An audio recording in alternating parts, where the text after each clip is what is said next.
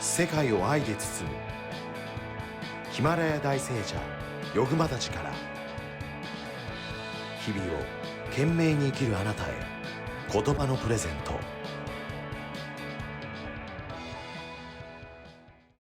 まもなく受験シーズンというのがまた今年もやってきます。世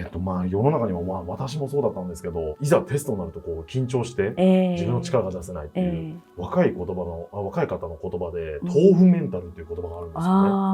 お聞きしたことありますか？そんなの。豆腐は美味しいですからね。豆腐メンタル。そうなんです。柔らかいのかな？そう、柔らかかくて、もう常にもうプルプル周りの環境で揺れてしまったりとか、潰れやすいってことです。踏まれたらぐちゃってなっちゃうじゃないですか。もうだから簡単に言うともう一瞬で嫌なことあったらとか、もう悪い点取ったらもうメンタル潰れてしまって、もう立ち直れなくなる。間もなく受験期を迎える、ハイシーズンを迎える、受験シーズンを迎える学生たちにですね、なんか言葉あったりいただきたいなと思うんですけども。やっぱりその揺れないところにつながって、どこ行ってもね、自分の力を発揮する。自分の心にみんなつながっていると、心っていうのはね、未来に行ったりね、過去に行ったり、すぐ何かあると心配したりね、大丈夫なのかとかね、不安の方に行ったりね、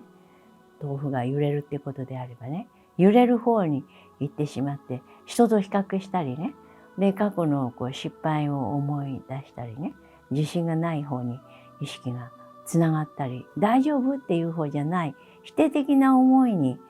つながっちゃうんだと思うんですね。うちではヒマラヤシーターメソッドっていうのを伝授してね、で学生さんもおいでになって、でみんな頭が良くなってくるんですよ。心の方につながらないでね、で自分大丈夫、守られているっていうね、安心感の方につながるんですね。普段ね、人間の心ってね、常に動いてんですよ。見えないけれども、何か考えていたりね、心配なことを考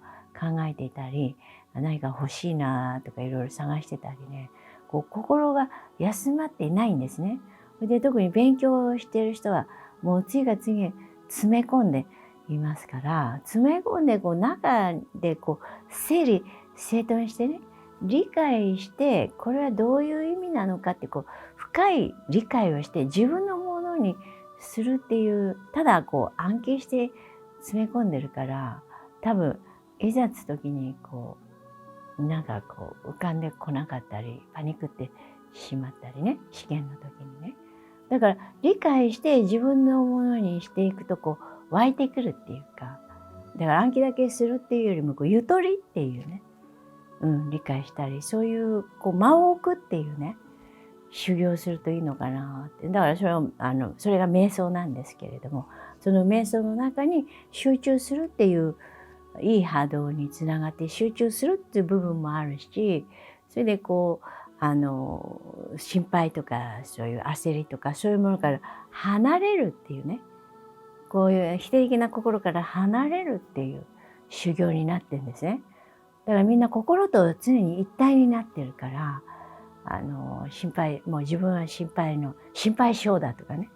もうそういう性格になってるっていうか、遺伝子からもうそういう風になってる場合もあるし、欲の心で成績を取らねばならぬなんてね、で親が言ったから頑張らなきゃならないとか、親によく見せなきゃいけないとか、もう染みついてるわけですよ。そういうの気にしないで、自分自身本当に素直な自分でいるっていうね、そういう修行っていうのはないわけなんですよ。ただ頑張って親に答えたいってけなげにやってかわいそうなわけね。で遊んでもね、やっぱり遊ぶっていう方に執着しちゃったりして悪い方に行っちゃうかもしれないしね。だから本当の休み方っていうのね、その切り離すっていう、それは瞑想っていうことなんですけれども、本来の自分に帰っていく。で本来の自分っていうのは本当に神様の分身なんで、全部が分かっているわけです。何でもかんでも分かっている。だから自然に分かるっていうね、それは悟りってことなんですけれども、いろいろなことが深く理解できる。それと問題なんかはもう自然にね、こうひらめいて答えが出たりね、焦らなくてもわわっ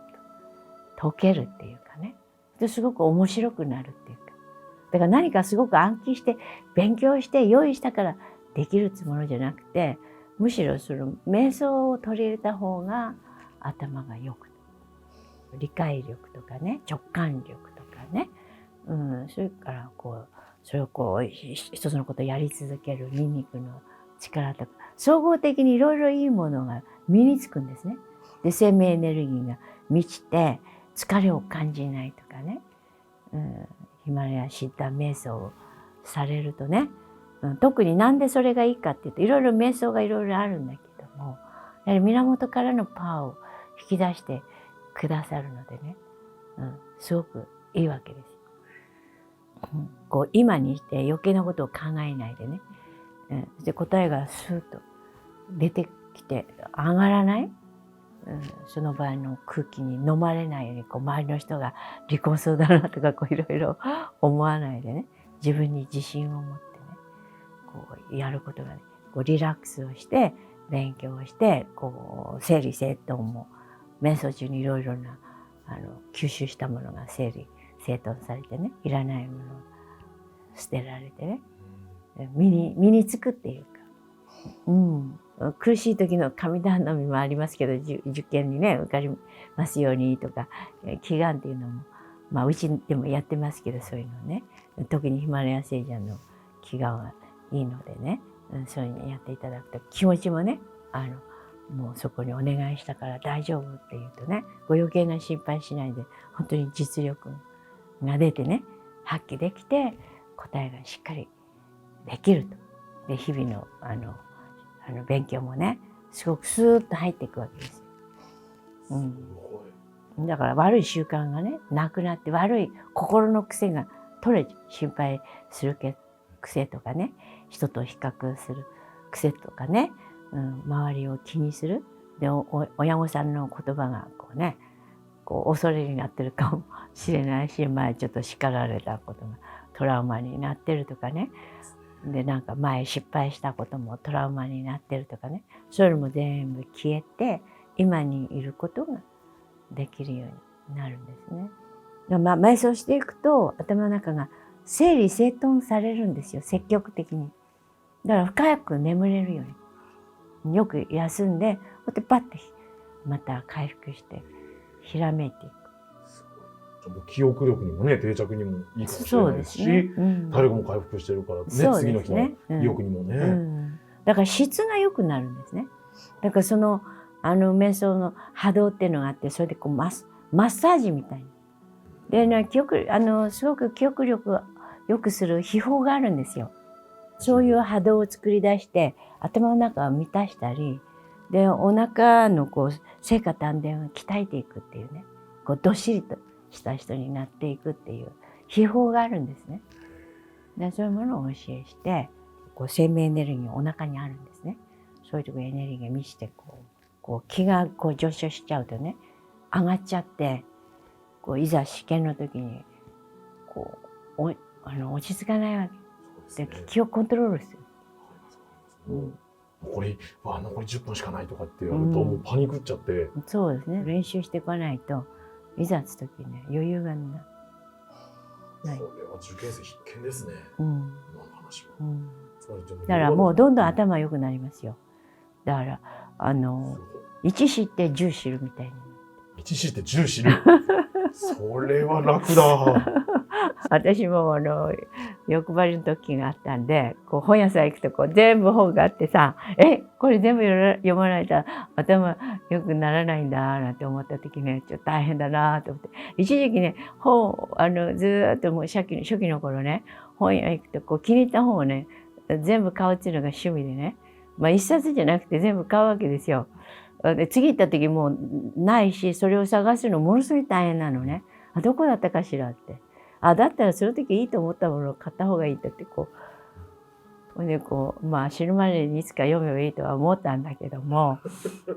今度は頭を取っちゃうっていうかさ、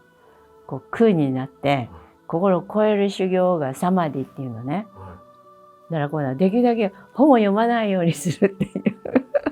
修行だってこう湧いてくるっていう修行なので、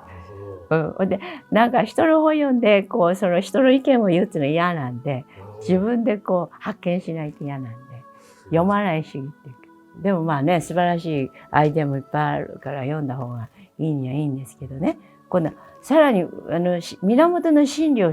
知ると全部が分かるわけなんです。それはすごい。うん、そういう高校生とか、本当に受験生とかだ。いや、今は勉強してくださいね、みんなね。どんどん勉強して、ただ凝り固まっちゃって、はい、洗脳されちゃって、で、その考えが本当だと思わないで、やっぱし本当かどうかっていうのは、やっぱし悟っていかないとならない。そうですね。でもそれぐらい瞑想の時間をとって、心に余裕を持って、そういう鍛錬も絶対自分の能力をね、いいね、成績を取って。そう、それが本当にさらに深く分かるように、裏っ面だけの理解じゃなくてね、あ、こういう深いことを言ってるんだなとかね、あ、こういうことがあるんだなとか、いろいろ違う方向から考えられるっていう。だから幅広い人に、奥行きがあって、幅広い人になっていく。だからまあ今はともかくリラックスしてね、頭の中整理するっていうことと、やっぱり否定的な思いにとらわれないように離れるっていうことで、ぜひ瞑想されると、そのレーザーのような波動がね、あなたの中をお掃除して、で、パワーを沸かしてくださる。だから美味しいものを食べて元気になるとはまた違ってね、宇宙のパワーを自分の中に浴びていく。そういう修行なので、勉強しすぎたら疲れちゃうでしょ。それをすると元気になる。それすごい大事ですよね。だからご飯食べても疲れるんですよ、内臓が悪い人はね。意欲がなくなって無気力になる。それ一番ダメだ。だから希望が持ててね。だからやっていくとさらに良くなる。科目に瞑想ってあった方が成績って伸びるかもしれないですね。そうですよ。そうですよ。もう高校時代にできたらすごいもう賢者になるんじゃないですか。職業賢者にもなれるかもしれない。世の中が平和になってね、優れた人が出てきて、でもこれからはね、そういう人がもう物が溢れてるから、物に使われちゃってる。依存しすぎてるから。だから自分が自分のマスターになって、それで生きていくっていう。